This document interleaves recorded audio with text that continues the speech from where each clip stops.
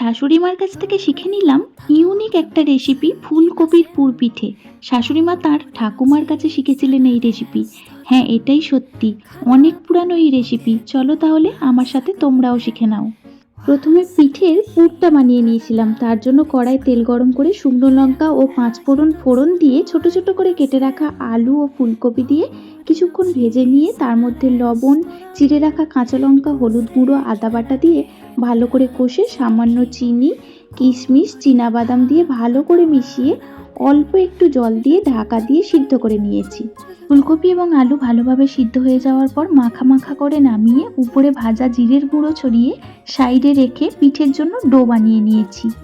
Do বানানোর জন্য কড়াতে 3 বাটি জলে সামান্য লবণ দিয়ে জল ভালো মতো ফুটে গেলে সেই বাটির 3 বাটি চালের গুঁড়ো দিয়ে ভালোভাবে মিশিয়ে নামিয়ে দিয়েছি। এর পরের স্টেপটা কিন্তু মা নিজে হাতে করেছেন এবং আমাকে দেখিয়ে দিয়েছেন। এরপরে ডোটা খুব ভালোভাবে নরম করে মেখে নিয়েছেন। ডো তৈরি করে লেচি কেটে খিলি বানিয়ে পুর ভরে মুড়ে দিয়েছেন। তারপর আমি একটা বহু ছিদ্রযুক্ত থালায় সাজিয়ে ফুটন্ত জলের ডেচকির উপরে বসিয়ে প্রায় 15 থেকে 20 মিনিট ভাপিয়ে নিয়েছি। ব্যাস, এইভাবে তৈরি হয়ে গেছে ভীষণ টেস্টি ফুলকপির পুর পিঠে। যারা একদম মিষ্টি খেতে পছন্দ করো না বা মিষ্টি খাওয়া বারণ, তাদের জন্য কিন্তু এই পিঠেটা একদম আইডিয়াল। তাই অবশ্যই বাড়িতে একবার বানিয়ে খেও।